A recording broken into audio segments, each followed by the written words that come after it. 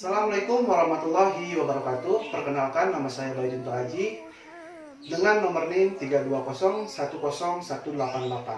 Saya adalah mahasiswa dari Universitas Muhammadiyah Bandung dengan program studi manajemen. Pada kesempatan kali ini saya akan membawakan sebuah video yang dimana video ini adalah membawakan sebuah video tentang zakat. Video ini bertujuan untuk memenuhi tugas individu dari program studi Islam. Baik, pengertian zakat adalah menurut bahasa, artinya adalah bersih, tumbuh, dan terpuji.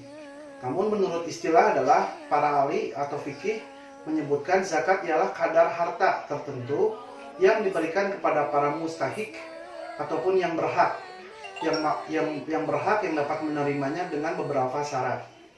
Kemudian zakat juga dimaksudkan untuk mendekatkan diri kepada Allah Subhanahu wa taala serta membersihkan diri dari hartanya. Selanjutnya, zakat mempunyai dasar-dasar hukum. Yang pertama adalah hukum mengeluarkan zakat. Fardu ain atas tiap-tiap orang yang cukup syarat-syaratnya. Kewajibannya itu adalah untuk memulai sejak tahun kedua Hijriah. Kemudian yang kedua adalah firman Allah Subhanahu wa taala yang berhubungan dengan wajibnya zakat dalam Al-Qur'an sangat banyak. Salah satunya surat An-Nisa ayat 77 yang artinya dirikanlah sholat dan tunaikanlah zakat. Quran surat An-Nisa ayat 77. Kemudian pada zakat mempunyai rukun dan syarat.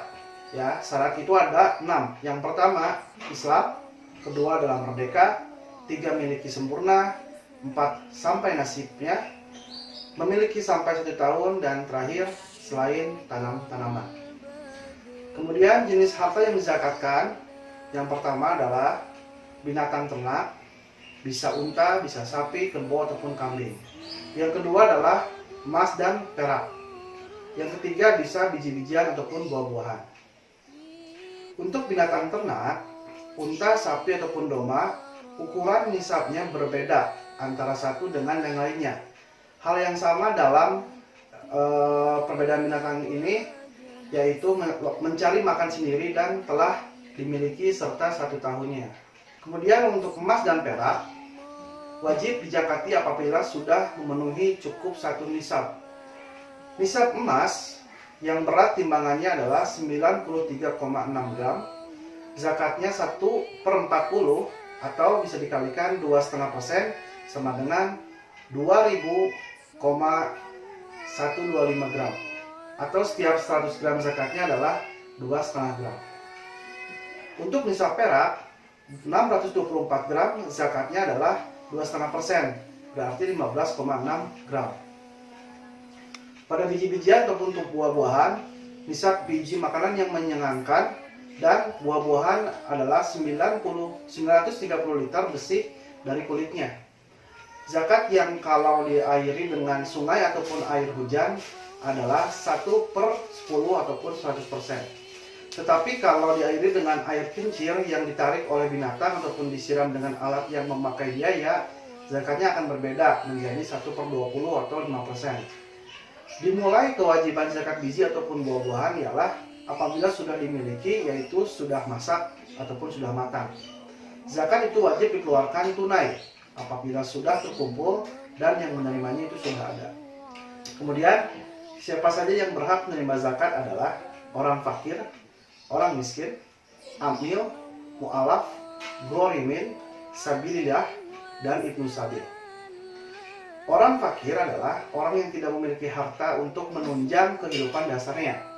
Dan orang miskin adalah orang yang tidak memiliki harta untuk kehidupan dasarnya, namun ia mampu berusaha mencari nafkah. Selanjutnya, untuk amil, orang yang ditunjuk oleh penguasa yang sah untuk mengurus zakat, baik mengumpulkan, memelihara, membagi, dan mendayagunakan serta petugas lain yang ada hubungan dengan pengurus zakatnya.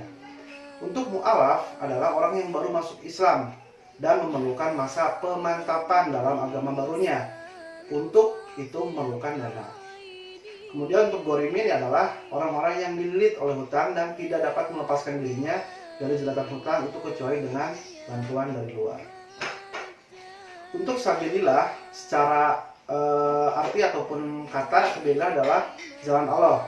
tidak dihubungkan dengan lafaz fi yang mendahulunya mengandung arti untuk keperluan menegakkan agama Allah. Kemudian untuk yang terakhir adalah Ibnu Sabil. Ibnu Sabil secara arti ataupun kata mengandung anak jalanan. Maksudnya di sini adalah orang-orang yang berada dalam perjalanan bukan tujuan maksiat, yang kehabisan daya dalam perjalanannya, tidak mampu meneruskan perjalanannya kecuali dengan bantuan dari luar.